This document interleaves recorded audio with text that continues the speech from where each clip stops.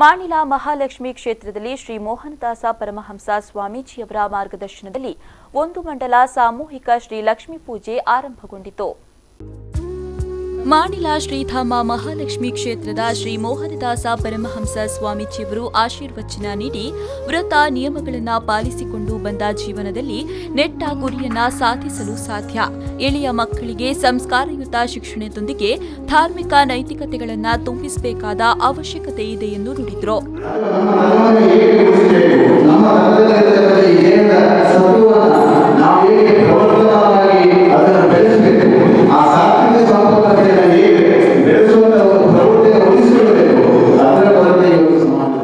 ಶ್ರೀ ಮಹಾಲಕ್ಷ್ಮಿ ಸೇವಾ ಪ್ರತಿಷ್ಠಾನದ trustee T Taranath ಕೊಟ್ಟಾರಿ, ಚಂದ್ರಶೇಖರ್ ತುಂಬೆ, ಅಶೋಕ್ ಕುಮಾರ್ ರೈ ಅರ್ಪಿಣಿಗುತ್ತು, ಮಾಣಿಲ ಗ್ರಾಮ ಪಂಚಾಯತ್ ಅಧ್ಯಕ್ಷ ರಾಜೇಶ್ ಬಾಳೆಕಲ್ಲು, ಸದಸ್ಯ ಶ್ರೀಧರ ಬಾಳೆಕಲ್ಲು, ಶ್ರೀಧಾಮ ಶ್ರೀ ಮಹಾಲಕ್ಷ್ಮಿ ಮಹಿಳಾ ಸೇವಾ ಸಮಿತಿಯ ಅಧ್ಯಕ್ಷೆ ವನಿತಾ ವಿ ಶೆಟ್ಟಿ, ರಾಧಾಕೃಷ್ಣ ಶೆಟ್ಟಿ ಚೆಲ್ಲಡ್ಕ, ಟ್ರಸ್ಟಿ ಮಂಜು ವಿಟ್ಲ, ಶ್ರೀ ಮಹಾಲಕ್ಷ್ಮಿ ಮಹಿಳಾ ಸೇವಾ ಸಮಿತಿ ಕಾರ್ಯದರ್ಶಿ ಗೀತಾ ಪುರುಷೋತ್ತಮ ಉಪಸ್ಥಿತರಿದ್ದರು.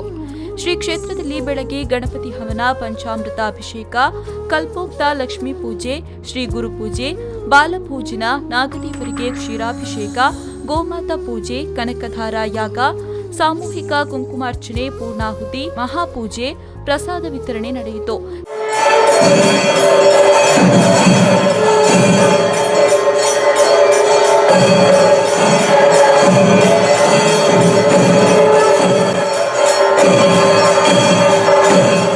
ಸಂಜೆ ಸಾಮೂಹಿಕ ವಿಷ್ಣು ಸಹಸ್ರನಾಮ ಪಠಣ, ಶ್ರೀ ದುರ್ಗಾ ಪೂಜೆ, ಆಶ್ಲೇಷ ಬಲಿ, ಶ್ರೀ ವಿಠೋಬ ರುಕ್ಮಿಣಿ ಧ್ಯಾನ ಮಂದಿರದಲ್ಲಿ ಭಜನಾ ಸಂಕೀರ್ತನೆ, ಶ್ರೀ ಲಕ್ಷ್ಮೀ ಪೂಜೆ, ಮಹಾಪೂಜೆ, ಪ್ರಸಾದ ವಿತರಣೆ ನಡೆಯಿತು.